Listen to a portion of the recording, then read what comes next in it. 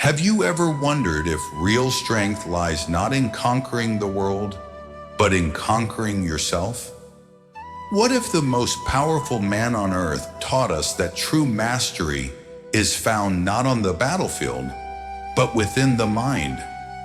Imagine standing at the helm of an empire crumbling under chaos and betrayal, yet finding unshakable peace within.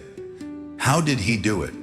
Today we journey into the life of Marcus Aurelius, a ruler whose wisdom still whispers across the centuries. You have power over your mind, not outside events. Realize this, and you will find strength. Through 3 defining moments from his life, we'll uncover how true power is born from inner peace. Part 1. The Young Emperor and the Weight of the World. Picture a young man, not driven by ambition, but summoned by duty, stepping into the most powerful position on earth. Marcus Aurelius ascended to the throne during one of Rome's most volatile periods, a time ravaged by endless wars, deadly plagues, and simmering political treachery. Every sunrise brought new crises that could topple the empire. Yet Marcus made a choice most would overlook. Instead of wrestling with the outer chaos, he chose to master the inner tempest. In the quiet solitude of his journal, never intended for the world to see, he wrote reminders to himself, not proclamations for others. Do not waste what remains of your life in speculating about others. It is not events that disturb people, but their judgments about them. Each morning, Marcus trained his mind like a warrior polishes his sword, preparing not to control fate, but to command himself. For Marcus, true conquest was not the empire's lands or enemies. It was the battlefield within his own soul. Guided by Stoic philosophy since boyhood, he learned that happiness depends not on circumstances, but on one's judgment of them. Though storms raged around him, political plots, famines, betrayals, Marcus anchored himself daily through reflection, turning inward for strength. He became living proof of a timeless truth. While we cannot tame the chaos outside, we can become masters of our inner world. Part 2. Calm amidst betrayal and loss. But Marcus's path was never smooth. Among his greatest trials came betrayal by those closest to him. During a grave illness, Marcus's trusted general, Avidius Cassius, declared himself emperor, convinced Marcus was on his deathbed. Such treachery could have sparked rage, revenge, destruction. Yet Marcus responded with astonishing calm. He reminded himself and his court, the best revenge is to be unlike him who performed the injustice.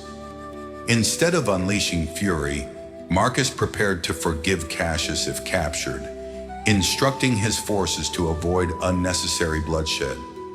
Mercy, not vengeance, was his chosen path. He understood a secret many still struggle to learn. Anger binds you to your enemies. Freedom comes from mastering your emotions. Personal sorrows, too, weighed heavy on Marcus. He endured the agony of burying several of his own children and witnessed the devastating Black Plague sweeping across his beloved Rome. In these moments of heartache, he turned again to his inner compass, writing, "Everything is ephemeral, both that which remembers and that which is remembered." Loss did not consume him. Grief flowed through him, like a river, acknowledged but not grasped. Marcus lived what he preached, not to run from suffering, but to accept it, to let it shape, but not shatter. And as we continue, we will explore one final defining chapter of Marcus's life, a moment that cements his legacy as a true master of the self. Part 3. The Stoic philosopher-king facing his final battle. As the final chapters of his life unfolded, Marcus Aurelius stood at the cold, unforgiving northern frontiers of the empire, facing the relentless tide of Germanic invasions.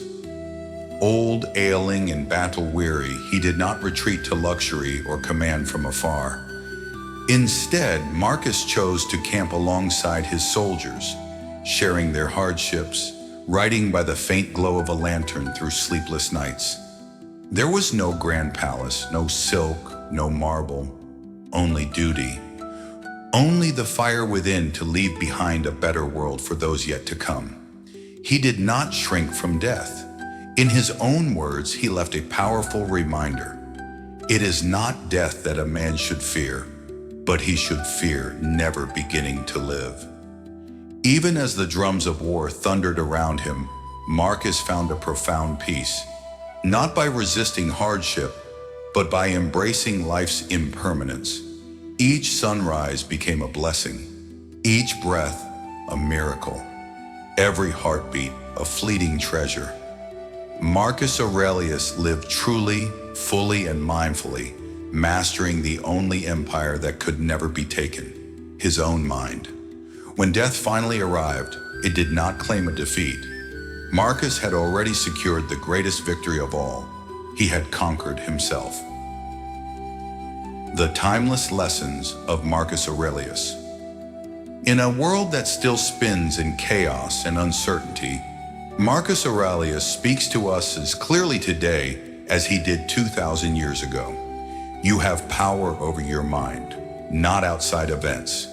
Realize this, and you will find strength. From his remarkable life, we can draw 3 timeless truths. Lesson 1. You cannot command the outside world, but you can always command your mind. Lesson 2. Your response to adversity carves out your dignity, your peace, and your true happiness. Lesson 3. Life is short. Chasing what slips through your fingers is folly. Live fully, live mindfully, live now. You cannot silence every storm. You cannot change the hearts of others, but you can anchor your soul deep in wisdom. You can choose your thoughts. You can protect your peace. This is the true path. This is the mindful way. Thank you for walking this journey with us. If you found wisdom here today, stay tuned, because the next journey is even deeper. Stay mindful, stay strong, and always choose to live, not just to exist.